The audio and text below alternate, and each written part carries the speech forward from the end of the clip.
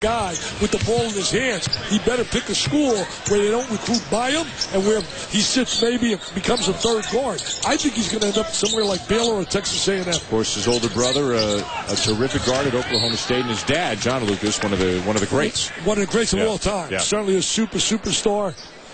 Jay Lucas, obviously, they're going to miss him. There's no question. He can shoot the three. He gave him quality minutes, and I thought he and Kalaidis really blended well together.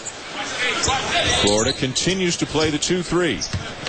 And Johnny Flynn is back in for Syracuse. He doesn't sit out much, although he'll play a little bit less this year than he did last year when he hardly missed a minute, especially in conference play. He averaged over 39 minutes per game in conference play a year ago. He's like that. He's a Luke Garrett. Well, how about Jim Boeheim telling us before the game, with the exception of Carmelo Anthony, Johnny Flynn had the best season for him any freshman's ever had. Well, I'll tell you one thing. You talk about Carmelo's year. That was off the charts totally, leading to a national title. Irving Walker in the backcourt now with Kalaithis. Shipman will pull up. Mr. Basketball in the state of Florida a year ago. And it's going to drop. Count it for Alan Chaney. I'll tell you, Chaney's given him some solid minutes off that bench. Been very active. They got a kid coming in next year, though. Oh, is Florida going to be excited with Mr. Boynton? Kenny Boynton. There they are working on the glass. Good offensive rebound. Conversion. It's the old-fashioned three-point attempt now. Chaney spent a year in prep school last year. Very active physical player. Already 6 points tonight. 6-8 out of Baltimore. The foul on Joseph, his first. He'll go to the bench, and Anganat is back in for the Orange. Both teams fairly deep right now. Both coaches comfortably going about 9 deep as Parsons comes back in and Shipman sits down for the Gators. I'll tell you the one thing with the 2-3 zone that they're playing when you look at Florida, it's really negating the explosiveness of Johnny Flynn. Yep. Flynn's in the first 2 games put 45 points on the board. It's keeping him out of perimeter here. Dievendorf, nice penetration in the finish for Onuaku. Yeah, excellent play by Dievendorf to create that. Now, you would think Syracuse, because they play a lot of zone and they practice it a lot, that they play against it a lot. The two units take turns, so you'd think they'd be pretty comfortable playing against the zone. I thought they were very comfortable in that sequence. Right in the gap for Dievendorf and got the layup. You know, Tyus with a jumper. Some of these big guys on Florida have pretty nice-looking jump shots. Well, you know, Tyus is giving him some minutes, and so is Chaney. Penetration by Flynn. Penetration by Dievendorf, but he got in the air and turned it over. Numbers.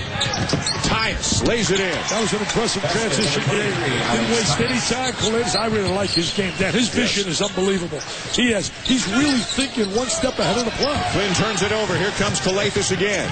Crossing over on Dievendorf, and he lays it in. What a great change in direction. Good T.O., baby, by Jimmy Boeheim. A terrific change. Nick Kalaidis, my friends, you're watching one of the multi-dimensional, versatile super Souths in America. A 3-point lead for Florida. Chaney, Tyus, some of the big guys have been a big part of that, but Nick Kalaithis, both with the scoring and especially with the passing there. Oh, there's the pass. Watch this. Great vision. Very simple pass. Catches the transition play. Now watch it change the direction. Watch a low, fast change. There's that low, fast change. Freezes the defensive player. Lays it on the glass. He's a super South, baby. He's a super South. No doubt about it. 3 assists on the night for Kalaithis. Remember, as a freshman, he led the SEC a year ago at better than 6 assists per game, and this is a pretty impressive group right here. Oh, wow. Look at that sophomore class. I think Blake Griffin is going to make such a strong run for National Player of the Year honors. Hey, I want to know who's big man on campus. Is it Kalaidis or is it Timmy T? Mr. T-Ball, I think he's got the edge. Yeah. I think he's got the edge. I think Timmy T's got the edge. You got a chance to win a national championship in football in Florida. I think you got the edge. Oh, they're going to win the national title. It's going to be Florida, Oklahoma. Yeah. Florida, Oklahoma for the national title, and Mr. Urban Meyer and Clemson are going to win it all. In and out for Dievendorf, kept alive by Harris. Here come the Gators on a real run right now. They got a tough one with Alabama in the SEC championship, but they will beat Alabama. They're so explosive, and I love the intensity and the passion of Urban Meyer. Now the zone for Syracuse. Parsons at the top. He's a threat at 6'9" to shoot the ball from out there. He made 37 threes last year. Walker.